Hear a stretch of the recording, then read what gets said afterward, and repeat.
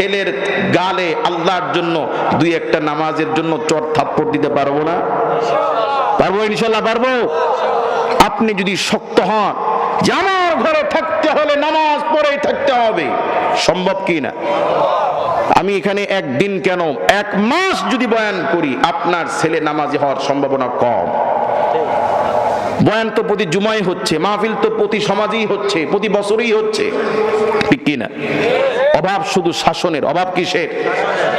আমি কি আপনার ছেলেকে নামাজের জন্য মার দেওয়ার ক্ষমতা রাখি?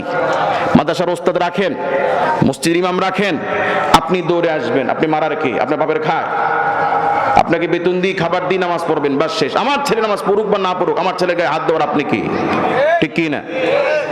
কিন্তু অভাব শুধু শাসনের। অভাব কিসের? এই জন্য আল্লাহ রাব্বুল আলামিন বলেন, এই জন্য আল্লাহ পাক বলেন ওয়ালাকাদ কাররামনা বানি আদম, জগতের সমস্ত প্রাণীর উপরে আমি আল্লাহ পাক মানুষকে সম্মানিত করেছি। কার কথা? পৃথিবীতে যত প্রাণী আছে সব প্রাণীর মধ্যে শ্রেষ্ঠ মাখলুক তার নাম কি? মানুষ। আবার এই মানুষদের মধ্য থেকে আল্লাহ পাক বলছেন কুনতুম খায়রা উম্মাতিন উখরিজাত লিন-নাসি তা'মুরুনা বিল মা'রুফি ওয়া তানহাউনা আনিল মুনকার। আল্লাহু আকবার বলেন। তোমরাই শ্রেষ্ঠ জাতি, উখরিজাত তোমাদেরকে বের করা হয়েছে, লিন-নাস মানুষদের মধ্য থেকে বেছে বেছে তোমাদেরকে শেষ জামানার শ্রেষ্ঠ নবীর উম্মত করে তোমাদেরকে পাঠানো হয়েছে। কার কথা? সমস্ত মাখলুকের ভিতরে মানুষ শ্রেষ্ঠ।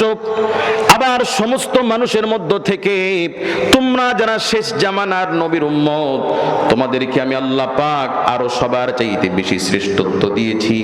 শ্রেষ্ঠত্ব দেওয়ার কারণ হবে আমি আল্লাহ পাক তোমাদেরকে 2টা দায়িত্ব দিয়েছি। কয়টা দায়িত্ব? কার কথা? কি দায়িত্ব? আল্লাহ পাক বলেন তা'মুরুনা বিল মা'রুফি ওয়া তানহাউনা আনিল মুনকার। 2টা দায়িত্ব দেওয়া হয়েছে। কয়টা? 1 নাম্বার, সৎ কাজের আদেশ করবা, অসৎ কাজের নিষেধ করবা। শ্রেষ্ঠ উম্মতের দায়িত্ব 2টা, সৎ কাজের আদেশ, অসৎ কাজের। নবী করিম সাল্লাল্লাহু আলাইহি ওয়াসাল্লাম বলছেন এই সৎ কাজের আদেশ, অসৎ কাজের নিষেধের আবার 3টা স্তর। কয়টা?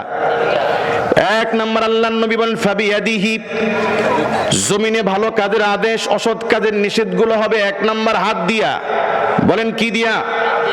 হাত দিয়া মানে হলো আমার অধীনস্থ যারা আছি, আমার ঘরের আহাল পরিবার, আমার ছেলে মেয়ে, আমার দোকানের কর্মচারী, আমার বাড়ির কেয়ারটেকার, আমার বাড়ির দারোয়ান, যারা আমার অধীনস্থ, তাদেরকে ভালো কাজের আদেশগুলো হবে হাত দিয়া। কি দিয়া? হাত দিয়া মানে ক্ষমতা দিয়া। হাত দিয়া মানে কি? আমার ঘরে থাকতে হলে নামাজ পড়েই থাকতে হবে, আমার অধীনে চাকরি করতে হলে নামাজ পড়েই থাকতে হবে। ভালো কাজের আদেশ হবে কি দিয়া? ঠিক খারাপ কাজের নিষেধটাও হবে কি দিয়া? এই আমার আব্বা, আমার কলিজার টুকরা ছেলে, তুমি মুসলমান, তোমার কাপড় টাকনোর নিচে কেন? এই যে দেখছি বাপ, নেক্সটে ওদূর ভবিষ্যতে আর কোনোদিন যদি দেখছি তোমার কাপড় টাকনোর নিচে হাড্ডি গুঁড়ো করে ফেলবো। বুঝতেছেন? সৎ কাজের আদেশ, অসৎ কাজের নিষেধটা হবে কি দিয়া? হাত দিয়া, ধমকের সুরে, শাসনের ভারে। নবীজি বলেন যাদেরকে এই হাত দিয়ে পারা যাবে না, 2 নাম্বার স্তর ফাবিলিসানিহি, জবান দিয়ে বলতে হবে। ছেলে যদি বাহানা করে আব্বা বোনের বিবাহ, গানের আয়োজন করি, এই চুপ থাক, খবরদার, মানে এই বাধাটা হবে কি দিয়া? হাত দিয়ে, ক্ষমতা দিয়ে। হাত দিয়ে। আমার প্রতিবেশীর ছেলে যদি গান বাজাইতে চায়, আমি কি ক্ষমতা দিয়ে মারতে পারবো? ধমক দিতে পারবো? নবীজি বলছেন ফাবিলিসানিহি, 2 নাম্বার স্তর হচ্ছে সেক্ষেত্রে তুমি জবান দিয়ে বলবা ভাই এটা করা ঠিক না, এটা করো না, ভাই চলো নামাজে যাই। কথা কি বুঝতেছেন? 3 নাম্বার স্তর হচ্ছে আল্লাহর নবী বলেন যাকে জবান দিয়েও বলা যাবে না, ফাবিকলবিহি, অন্তর দিয়ে তাকে ঘৃণা করতে হবে। আদাফুল ঈমান, এটা হচ্ছে ঈমানের নিম্ন স্তর। আমার মহল্লার প্রভাবশালী, ক্ষমতাশালী কোন ব্যক্তি যদি বিয়ে শাদীতে গানের আয়োজন করতে চায়, যাকে আমি বলতে গেলে আমার জন্য মহল্লায় থাকা দুষ্কর হয়ে যাবে, এমন ব্যক্তি যাকে আমি মুখেও বলতে পারবো না, তাকে অন্তর দিয়ে ঘৃণা করতে হবে। নবী বলেন আদাফুল ঈমান, এটা হলো ঈমান ইমানের একেবারে নিম্ন স্তর। কাজে ইমানের সর্বোচ্চ স্তর হচ্ছে প্রত্যেক ব্যক্তি তার অধীনস্থ ব্যক্তিদের নামাজের জন্য শাসন করবে ধমক দিয়া। কি দিয়ে? হায়রে বাপ নিজেই নামাজ পড়ে না, আরেকজনকে সন্তানকে ধমক দিবে কি? কথা বলেন। বাপের দায়িত্ব ছিল ছেলে হারাম খাচ্ছে ফিরানো, ধমক দেওয়া।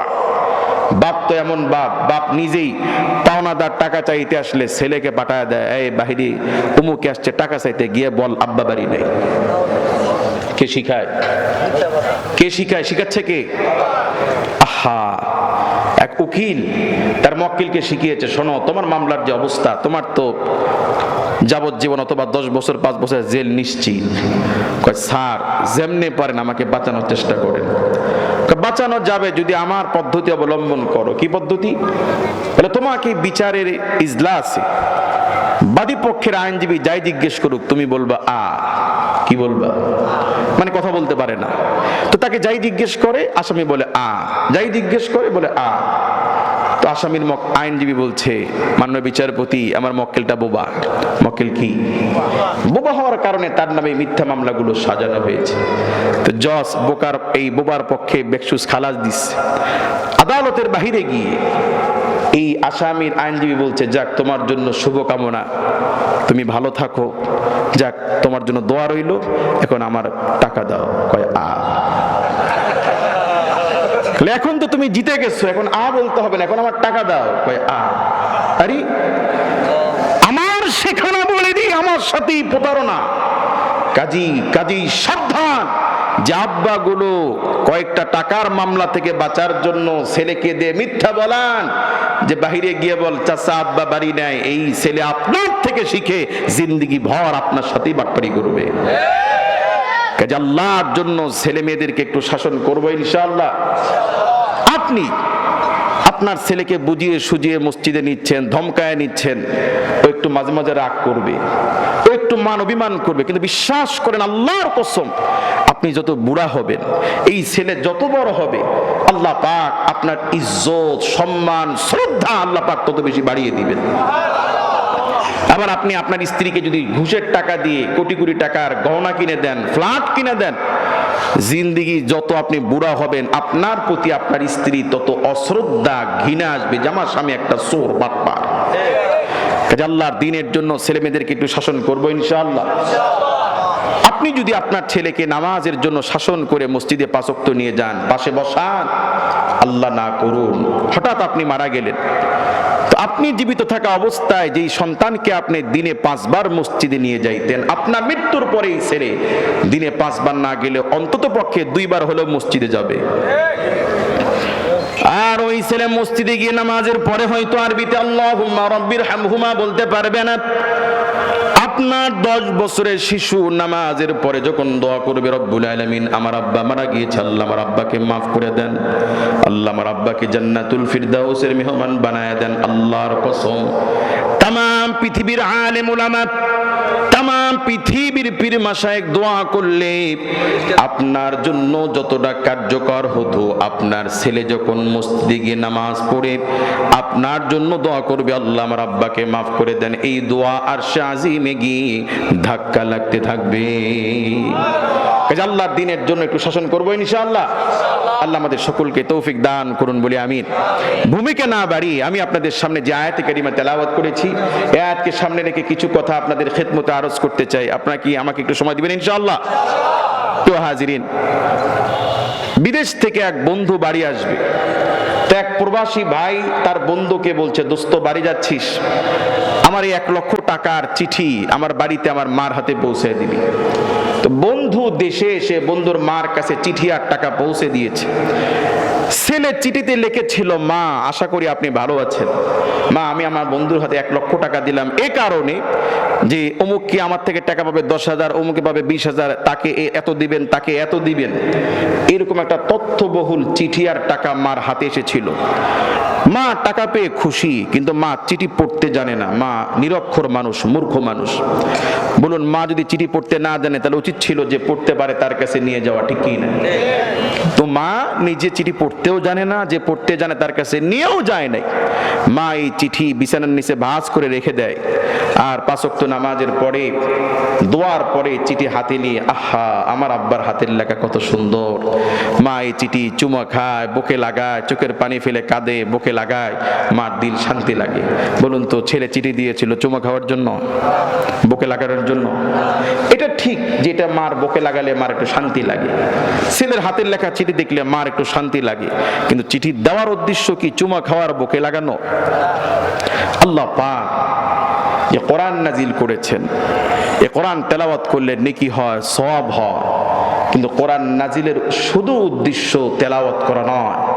কোরআন নাজিলের উদ্দেশ্য মানুষের ব্যক্তি, সমাজ, ব্যবসা বাণিজ্য, আইন, আদালত, হাইকোর্ট, সুপ্রিম কোর্ট, বিচার, আপনার বিচার নীতি, জমির বন্টন নীতি, বিবাহ নীতি, তালাক নীতি, মানুষের জন্ম থেকে মৃত্যু, ঘর থেকে সংসদ, মানুষ কোনটা কিভাবে করবে, এই আইনগুলো বাস্তবায়নের জন্যই আল্লাহ পাক কোরআন দিয়েছিলেন।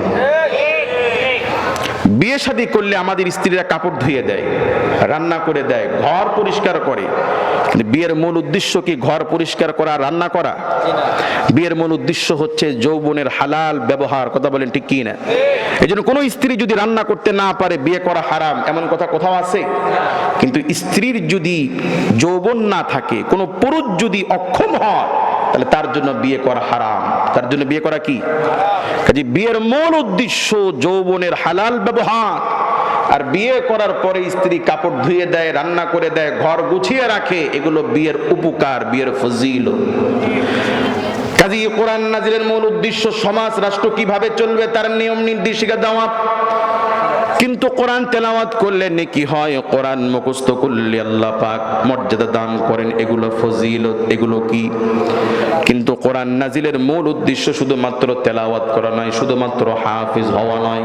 কথা বলেন ঠিক কি না? কাজে আমার বন্ধুরা, আমার ভাইয়ারা, আমরা কি আল্লাহর চিঠি শুনতে রাজি আছি? সবাই কি কোরআনের অর্থ জানি? এজন্য আমি আল্লাহর চিঠি থেকে সূরা হাশরের 18 নম্বর আয়াতে কারিমা তেলাওয়াত করেছি আপনাদের সামনে। আল্লাহর চিঠি আপনাদেরকে শোনাইতে চাই। আপনারা কি শুনতে আগ্রহী আছেন? আমাকে একটু সময় দিবেন ইনশাআল্লাহ। আল্লাহ রাব্বুল আলামিন বলেন, ইয়া আইয়ুহাল্লাযীনা আমানুত্তাকুল্লাহা ওয়াল তানজুরু নাফসুম মা কদ্দামাত লিগাদিন ওয়াত্তাকুল্লাহ। আল্লাহু আকবার বলেন। এই পৃথিবী থেকে কোন সন্তান বাংলাদেশ থেকে বিদেশে যাওয়ার সময়, যখন সে যাবে, যাওয়ার সময় কিছু মানুষ বলে ঠিক মতো খাওয়া দাওয়া করবি, শরীরের যত্ন নিবি, মশারি টানায় ঘুমাবি, বাড়িতে যেরকম রাত জেগে জেগে মোবাইল টিপিস, এত রাত পর্যন্ত মোবাইল টিপবি না, তাড়াতাড়ি ঘুমাবি, ঠিক মতো খাবি। বিদেশে যাওয়ার সময় কিছু মানুষ এই জাতীয় যত্নময় ওসিয়াত নসিয়াত উপদেশ দেয় কি দেয় না? কারা দেয়? এয়ারপোর্টের পুলিশ, নাবিল পরিবহনের হেল্পার, কারা বলে? যারা আমাদের আপন, যারা আমাদেরকে ভালোবাসে, ঠিক কি না? বলুন তো, এই পৃথিবীতে আমাদেরকে সবচেয়ে বেশি ভালোবাসেন কে? আল্লাহ। অনেকে বলতে চাচ্ছেন মা বাবা, মা বাবা ভালোবাসে, কিন্তু স্বার্থ আছে। যে ভাই দেখবেন বাপ মাকে বেশি টাকা দিবে, তার বউকে, তার বাচ্চাকে একটু বেশি ভালোবাসে। কি স্বার্থ আছে কি নেই? আবার এক ছেলেকে আপনি জমি কম দিবেন, বাজারে গিয়ে গল্প করবে কিসের বাপ, ওটা মানুষের জাতি না। কি স্বার্থ আছে কি নেই? কিন্তু নিঃস্বার্থ যিনি আমাদেরকে ভালোবাসেন তিনি কে? বিপদে পড়লে আমরা কাকে ডাকি? মোবাইল ফোন হারায় গেছে, তখন কার কাছে সাহায্য চান? চাকরি চলে যায় যায় ভাব, কার কাছে সাহায্য চাই? প্রতিদিন অফিসে লেট হয়, বস হুমকি দিয়েছে আগামী কাল থেকে 1 মিনিট লেট হলে চাকরি শেষ। দেখা গেল সেই দিন আরো 10 মিনিট লেট। যাওয়ার সময় ভয়, ওই সময় কারকে ডাকি আমরা? দাও দাও করে আগুন জ্বলছে, বিল্ডিং এ আটকা পড়ছেন, তখন কার কাছে সাহায্য চাই? নদী পার হচ্ছে, নৌকা ডুবে যাবে যাবে ভাব, তখন আমরা কার কাছে সাহায্য চাই? কাজী বিপদ আপদে বালা মুসিবতে যার কথা স্মরণ হয় তিনি কে? গ্রাম থেকে এসেছেন, রাত 2টার সময় বোটবাজার নেমেছেন, কাছে 2 লক্ষ টাকা, ভ্যান রিক্সা কিচ্ছু নাই, হেঁটে হেঁটে আসতেছেন, ছিনতাইকারীর ভয়, ডাকাতের ভয়, জিনের ভয়। এরকম পরিস্থিতিতে পড়লে কার কথা মনে পড়ে? আসলে আল্লাহর কথা মনে পড়ে। কেন মনে পড়ে? আল্লাহ সবচেয়ে আপন। আল্লাহ কি? কাজী আল্লাহ পাক বুঝাচ্ছেন দুনিয়ার মুমিন শোনো, তুমি বিদেশে যাওয়ার সময় তোমার মা, তোমার বোন, তোমার আত্মীয় যেমন তোমারে বোঝায় ঠিক মতো খাবি, শরীরের যত্ন নিবি। আমি আল্লাহ রাব্বুল আলামিন তোমাদেরকে বলি, ইয়া আইয়ুহাল্লাযীনা আমানুত্তাকুল্লাহ, পৃথিবীর ঈমানদারগণ উঠতে বসতে চলতে ফিরতে তোমরা আল্লাহ রাব্বুল আলামিনকে ভয় করবে। কারণ তোমার হায়াত, মওত, রিজিক, সুস্থতা, অসুস্থতা, সন্তান দেওয়া, কেড়ে নেওয়া সব কার হাতে? কাজে আমরা আল্লাহ রাব্বুল আলামিনকে ভয় করব ইনশাআল্লাহ। কত সুস্থ মানুষ, সম্মানিত মানুষ পাগল হয়ে রাস্তায় উলঙ্গ হয়ে চলে, মানুষ হাসাহারি করে, এই মানুষটাকে মানুষ কত সম্মান করত, ইজ্জত দিত। আজকে পাগল হওয়ার কারণে পরনে লুঙ্গি নাই। আমি আপনি পাগল হয়ে উলঙ্গ হয়ে এই বোট বাজারের আশেপাশে হাঁটবো না, কোনো গ্যারান্টি আছে? কাজেই সুস্থতা কার হাতে? স্ট্রোক করে বিছানায় শুয়ে থাকবো না, প্যারালাইসিসের রোগী হয়ে বিছানায় থাকবো না, কোনো গ্যারান্টি আছে? কাজে আমার সুস্থতা, অসুস্থতা, হাসি খুশি সব কার হাতে? কাজে আল্লাহ পাক বলছেন, আল্লাহ পাক বলছেন, ইয়া আইয়ুহাল্লাযীনা আমানুত্তাকুল্লাহ, ঈমানদারগণ তোমরা সব সময় আল্লাহকে ভয় করবে। আমরা আল্লাহকে ভয় করব ইনশাআল্লাহ।